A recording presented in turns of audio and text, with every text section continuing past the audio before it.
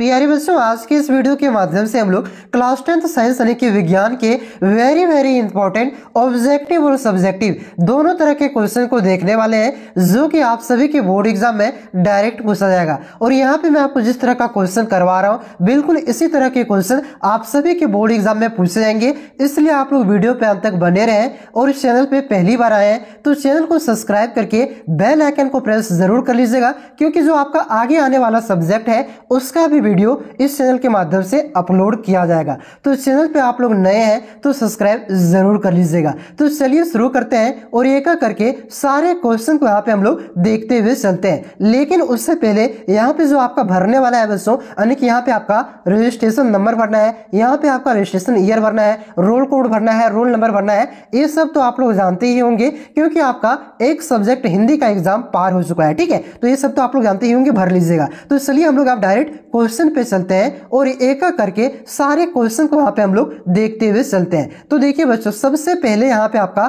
खंड ये यानी कि सेक्शन ये में आपका 30 ऑब्जेक्टिव क्वेश्चन है और ये 30 ऑब्जेक्टिव क्वेश्चन है, ये क्वेश्चन नंबर 1 से लेकर के 30 तक है और प्रत्येक क्वेश्चन आपका एक एक नंबर का रहने वाला है। फिर आपका सेक्शन बी में आपका 50 नंबर का सब्जेक्टिव क्वेश्चन रहेगा। ठीक है, तो चलिए हम लोग डायरेक्ट क्वेश्चन पे चलते हैं। तो देखिए बच्चों, पहला क्वेश्चन क्या है कि उत्तल दर्पण द्वारा बना प्रतिबिंब सदैव होता है। तो उत्तल दर्पण द्वारा बना प्रतिबिंब हमेशा आपका सीधा होता है। ऑप्शन नंबर 4 इसका करेक्ट आंसर रहेगा, सीधा। उसके बाद देखिए बच्चों, अगला क्वेश्चन क्या दिया गया है कि गोलीय दर्पण की फोकांतर उसके वक्रता त्रिज्या का कितना गुना होता है। तो गोलीय दर्पण की फोकांतर उसकी वक्रता त्रिज्या का आपका आधा होता है। तो इस क्वेश्चन का जो करेक्ट आंसर हो जाएगा आपका ऑप्शन नंबर 2 हो जाएगा, आधा। यानी कि जो आपका एफ होता है बच्चों, एफ आपका आर का आधा होता है और ये आपका फॉर्मूला भी होता है एफ बराबर r/2।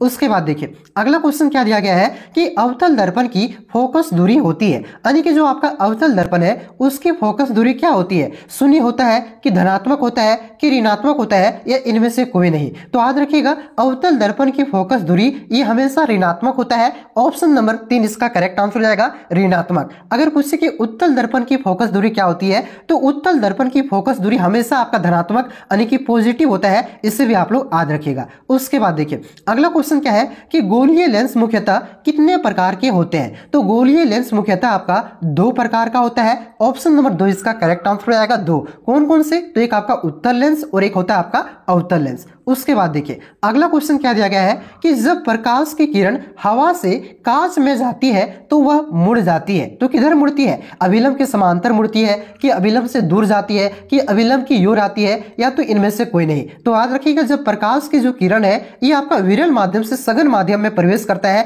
तो ये क्या होता है आपका अभिलंब की ओर मुड़ जाती है। तो इस क्वेश्चन का जो करेक्ट आंसर हो जाएगा आपका ऑप्शन नंबर 3 हो जाएगा, अभिलंब की ओर। यहाँ पे देखिए जो हवा है ये क्या है आपका विरल माध्यम है और कांच आपका क्या है एक सघन माध्यम है, यानी कि विरल से सघन जा रहा है। तो विरल से सघन जाता है तो क्या होता है ये अभिलंब की ओर मुड़ जाती है। ऑप्शन नंबर 3 इसका करेक्ट आंसर होगा, अभिलंब की ओर। उसके बाद देखिए अगला क्वेश्चन क्या दिया गया है कि लेंस की क्षमता का एसआई मात्रक है। तो लेंस की क्षमता का एसआई मात्रक क्या होता है, तो लेंस की क्षमता का एसआई मात्रक आपका डायोप्टर होता है। ऑप्शन नंबर 4 इसका करेक्ट आंसर हो जाएगा, डायोप्टर। और इसे आपका पर मीटर से भी दर्शाया जाता है, इससे भी आप लोग याद रखिएगा। और लेंस की क्षमता P बराबर फॉर्मूला क्या होता है, तो याद रखिएगा P बराबर होता है 1/f। ठीक है, उसके बाद देखिए अगला क्वेश्चन क्या दिया गया है कि तारे का टिमटिमाना प्रकाश की किस घटना को दर्शाता है। तो तारे का टिमटिमाना प्रकाश के ये आपका अपवर्तन को दर्शाता है। ऑप्शन नंबर 2 इसका करेक्ट आंसर हो जाएगा, प्रकाश का अपवर्तन। देखिए रात में हम लोग जो देखते हैं कि तारे टिमटिमाते हैं, झिकमिक झिकमिक करता है, तो ये किस कारण दिखाई देता है, तो ये प्रकाश के अपवर्तन के कारण दिखाई देता है ऐसा।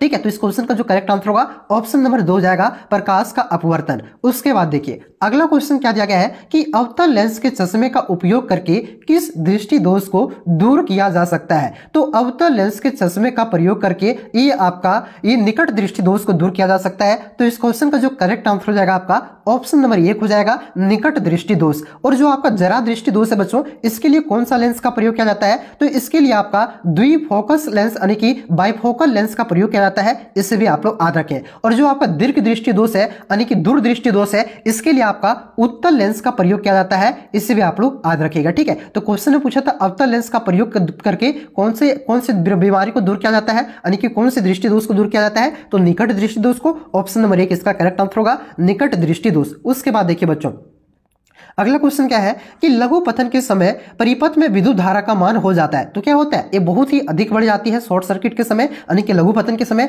ऑप्शन नंबर 1 इसका करेक्ट आंसर होगा। उसके बाद देखिए अगला क्वेश्चन क्या है कि 1 यूनिट विद्युत ऊर्जा का मान है, तो 1 यूनिट विद्युत ऊर्जा का मान होता है 3.6 इंटू 10⁶ जूल। ऑप्शन नंबर 4 इसका करेक्ट आंसर होगा 3.6 इंटू 10⁶ जूल। उसके बाद देखिए बच्चों अगला क्वेश्चन क्या दिया गया है कि विद्युत धारा को विद्युत परिपथ में विद्युत धारा को माप के लिए किसका उपयोग किया जाता है। तो देखिए विद्युत धारा को माप के लिए आपका ये अमीटर का उपयोग किया जाता है। ऑप्शन नंबर 3 इसका करेक्ट आंसर हो जाएगा अमीटर। उसके बाद देखिए अगला क्वेश्चन क्या दिया गया है कि आंख के लेंस की वक्रता त्रिज्या को नियंत्रित करता है। पहले ये बताइए कि आंख में कौन सा लेंस लगा रहता है। तो आंख में आपका ये जो हमारा आंख है ना, ये आपका कौन सा लेंस है, तो उत्तल लेंस है, ठीक है, जिसमें प्रतिबिंब कहां पे बनता है, तो प्रतिबिंब आपका रेटिना पर बनता है, ठीक है। और यहां पे जो आंख के लेंस की वक्रता त्रिज्या को नियंत्रित करती है, तो ये कौन नियंत्रित करती है, तो याद रखिएगा ये आपका पश्चमाभि पेशियां नियंत्रित करती है। ऑप्शन नंबर 3 इसका करेक्ट आंसर होगा पश्चमाभि पेशियां। उसके बाद देखिए बच्चों अगला क्वेश्चन क्या दिया गया है कि किसी अभिक्रिया में भाग लेने वाले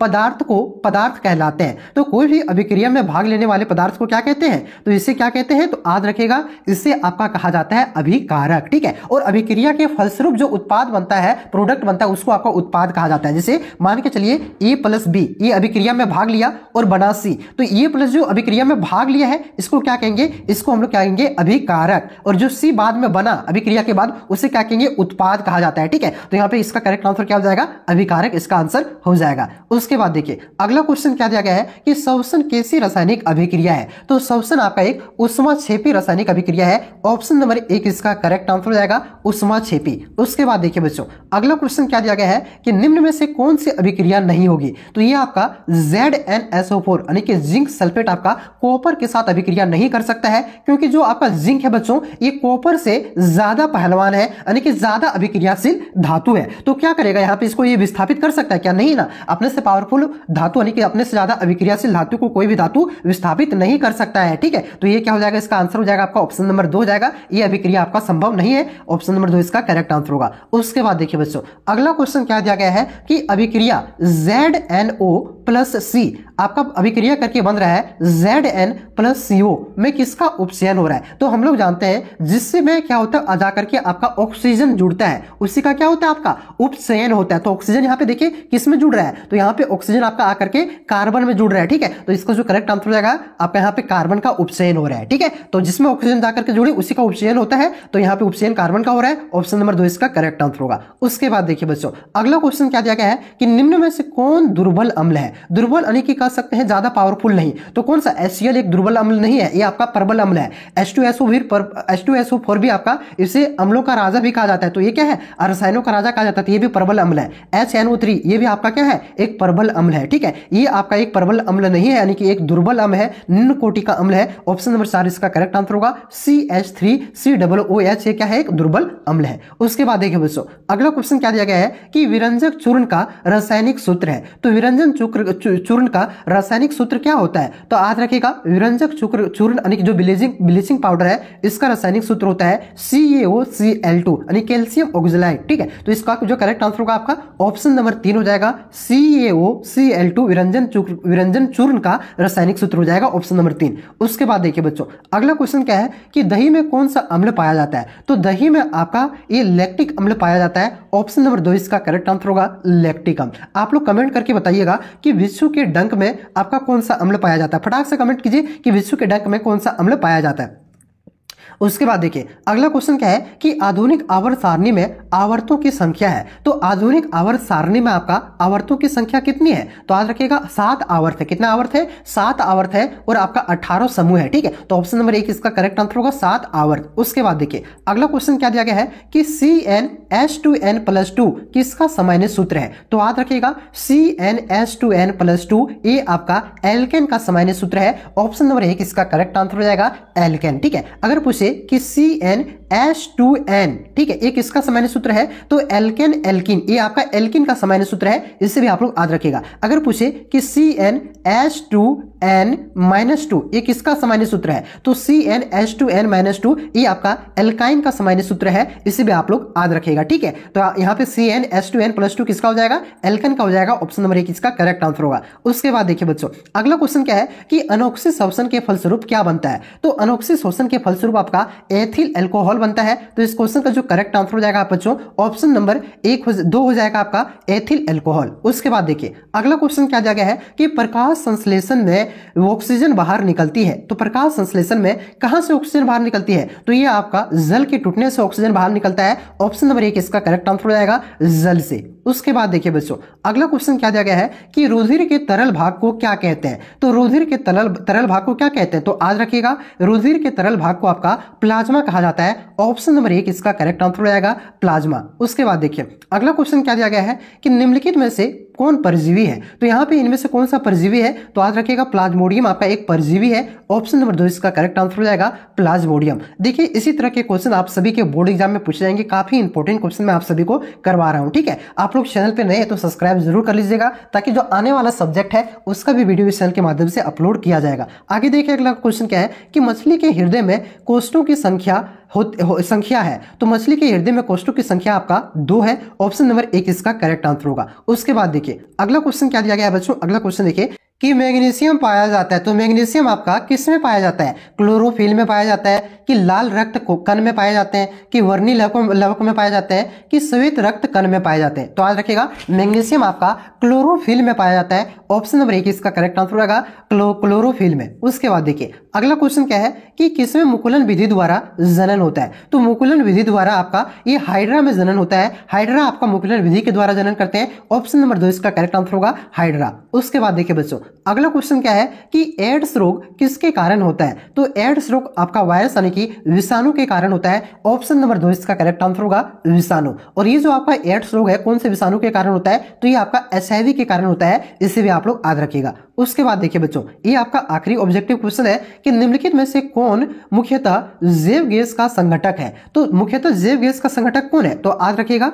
ये जो मीथेन है जिसका फॉर्मूला क्या होता है यानी कि रासायनिक सूत्र होता है CH4, ये आपका जैव गैस के संघटक है, ऑप्शन नंबर 2 इसका करेक्ट आंसर होगा। चलिए अब इसके बाद हम लोग अब सब्जेक्टिव क्वेश्चन को देखते हैं जो कि आप सभी के बोर्ड एग्जाम की दृष्टि से काफी ज्यादा इंपॉर्टेंट है। तो देखिए बच्चों पहला सब्जेक्टिव क्वेश्चन है कि समजात अंग क्या होते हैं, तो देखिए जिन अंगों की रचना और उत्पत्ति एक जैसी होती है लेकिन उनके काम अलग अलग होते हैं उन्हें समजात अंग कहते हैं। यानी कि समजात अंग किसे कहते हैं, तो जिसकी उत्पत्ति और रचना आपका एक समान होता है लेकिन उसका जो काम होता है ये आपका अलग अलग होता है, उसी को अंगों को क्या कहते हैं, समजात अंग कहते हैं। समजात अंगों का पाया जाना इस बात का प्रमाण है कि इन जीवों का विकास एक ही पूर्वज से हुआ है। यानी कि समजात अंगों से हमें यह पता चलता है कि इन जीवों के जिनमें समजात अंग पाए जाते हैं उन जीवों का जो विकास हुआ है ये आपका एक ही पूर्वज से हुआ है, यानी कि इनका पूर्वज आपका एक ही था, ठीक है। इसका उदाहरण आप लोग लिख सकते हैं समजात अंग का उदाहरण, जैसे आपका चमगादड़ का पंख और पक्षियों के पंख और मेढक का जो आपका अग्रपाद है ये सब आपका क्या है, समजात अंग के उदाहरण है। उसके बाद देखिए दूसरा क्वेश्चन क्या है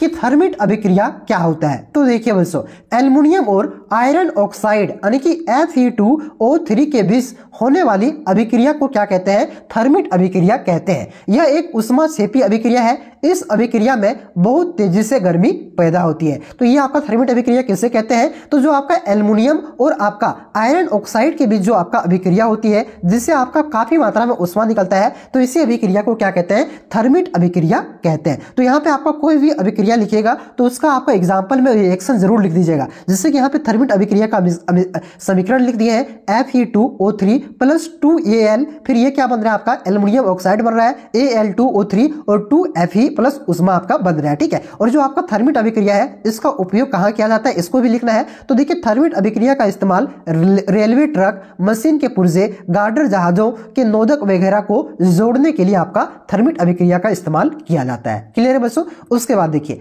अगला क्वेश्चन क्या है कि प्रत्यावर्ती धारा और दिष्ट धारा में क्या अंतर है, यानी कि AC करंट और DC करंट में क्या अंतर है सो पूछा है। तो देखिए प्रतिवर्ती धारा निश्चित समय के बाद अपनी दिशा बदल लेता है, जबकि की दिष्ट धारा हमेशा एक ही दिशा में प्रभावित होता है। ठीक है, तो जो आपका प्रतिवर्ती धारा होता है बच्चों, इसकी जो दिशा होती है ये हमेशा बदलती रहती है, और जो दिष्ट धारा यानी कि डीसी करंट है उसमें एक ही दिशा में आपका प्रभावित होता है धारा। ठीक है, उसके बाद देखिए अगला क्वेश्चन क्या है, किसी चालक का प्रतिरोध किन कारकों पर निर्भर करता है। तो देखिए किसी भी चालक का जो प्रतिरोध है ना, ये आपका 3 कारकों पर निर्भर करता है। पहला हो गया आपका तार की लंबाई, दूसरा है आपका तार के अनुपस्थ काट का जो क्षेत्रफल यानी कि मोटाई कर सकते हैं, और जो आपका तीसरा है आपका चालक की प्रकृति कैसी है, यानी कि तांबा है कि सोना है कि चांदी है, उस प्रकार से। ठीक है, तो वही इसको लिख देना है कि किसी भी चालक का प्रतिरोध की लंबाई आपका प्रतिरोध की उसकी लंबाई की समानुपाती होता है, यानी कि जो आपका आर होता है ये डायरेक्टली प्रोपोर्शनल होता है। किसके होता है भाई साहब, तो डायरेक्टली प्रोपोर्शनल उसकी लंबाई यानी कि एल का होता है। ठीक है, उसके बाद चालक के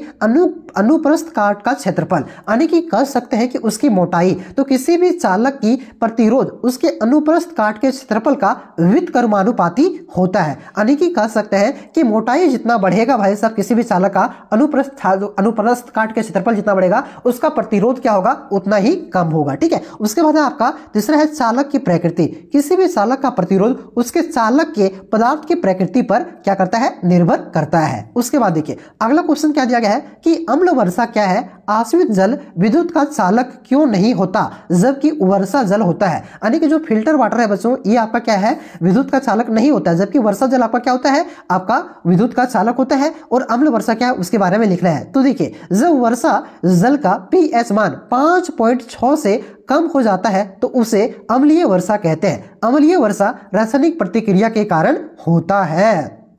उसके बाद देखिए आसुत जल शुद्ध होता है, उसमें कोई भी आयन नहीं होता है, जबकि वर्षा जल अम्लीय होता है, इसमें आयन की उपस्थिति होता है, इसलिए आसुत जल विद्युत का चालन नहीं करता, जबकि वर्षों यानी कि वर्षा का जल आपका क्या करता है, विद्युत का चालन करता है। यानी कि जो शुद्ध जल होता है उसमें क्या होता है, कोई भी आयन नहीं पाया जाता है, इस वजह से विद्युत का करंट का फ्लो नहीं होता है। और जो भी आपका वर्षा जल होता है उसमें आयन पाया जाता है, अम्लीय आयन। ठीक है, तो इसी वजह से वो क्या करता है, करंट का यहाँ पे एक तरह से कर सकते हैं फ्लो करता है। आगे देखिए अगला क्वेश्चन क्या है कि संयोजन अभिक्रिया वियोजन के विपरीत है कैसे, उदाहरण से समझाएं। तो देखिए संयोजन अभिक्रिया में 2 या 2 से अधिक अभिकारक मिलकर एक एकल उत्पाद का निर्माण करता है। यानी कि संयोजन अभिक्रिया में क्या होता है, 2 छोटे आपको अभिकारक मिलकर के एक बड़ा उत्पाद का निर्माण करता है, जबकि जो वियोजन अभिक्रिया होता है उसमें जस्ट इसके उल्टा होता है। क्या होता है, इसमें एक बड़ा जो अभिकारक है अभिक्रिया में एक बड़ा अभिकारक टूट करके 2 या 2 से अधिक उत्पाद का निर्माण करता है। इस वजह से कहा जाता है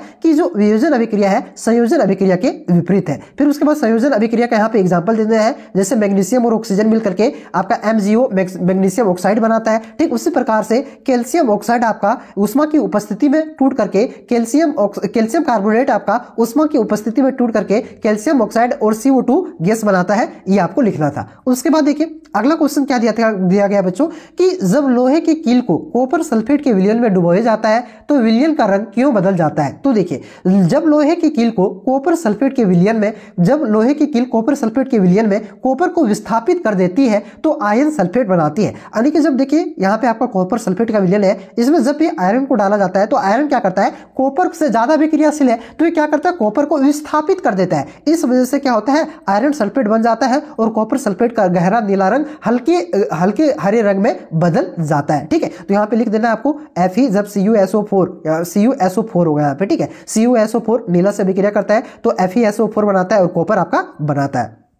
उसके बाद देखिए अगला क्वेश्चन क्या है कि वंशागुणित लक्षण से आप क्या समझते हैं। तो देखिए माता पिता की पीढ़ी दर पीढ़ी उनके संतानों में हस्तांतरण होने वाले लक्षणों को वंशागुणित लक्षण कहते हैं। यह डीएनए पर निर्भर करती है, यह एक पीढ़ी से दूसरी पीढ़ी में हस्तांतरित होती रहती है, उसी को क्या कहते हैं, आपका वंशागुणित लक्षण कहते हैं। क्लियर है बच्चों, समझ में आ गया होगा। तो यहाँ पे हम लोग अभी इतना ही ऑब्जेक्टिव क्वेश्चन करते हैं, सब्जेक्टिव क्वेश्चन करते हैं। ऑब्जेक्टिव तो 30 में 30 मैंने आपको करवा दिया, काफी ज्यादा इंपॉर्टेंट PYQ क्वेश्चन था और ये आपका ये भी सब्जेक्टिव भी काफी ज्यादा इंपॉर्टेंट क्वेश्चन था। अब इसके बाद जो और भी आपका सब्जेक्टिव क्वेश्चन बच गया वो मैं आपको नेक्स्ट वीडियो में करा दूंगा। चैनल पे आप लोग नए हैं तो सब्सक्राइब कर लीजिए ताकि जैसे मैं वीडियो अपलोड करूं आप तक नोटिफिकेशन पहुंच जाए। ठीक है, तो चैनल को सब्सक्राइब कर लीजिए और इस वीडियो को अपने सभी दोस्तों में शेयर कर दीजिए। ठीक है, साथ ही साथ जाते जाते वीडियो को लाइक कर दीजिए। आप लोग वीडियो को लाइक नहीं करते यार, वीडियो को फटाक से लाइक कर दीजिए और इस वीडियो को शेयर कर दीजिएगा और चैनल को सब्सक्राइब करके रख लीजिए ताकि मैं आगे और भी जो सब्जेक्टिव क्वेश्चन है उसे अपलोड करूं, तब तक ताकि आपका जैसे ही अपलोड करूं आप तक नोटिफिकेशन पहुंच जाए। ठीक है, तो चलिए मिलते हैं नेक्स्ट वीडियो में, तब तक के लिए जय हिंद, जय भारत, जोहार।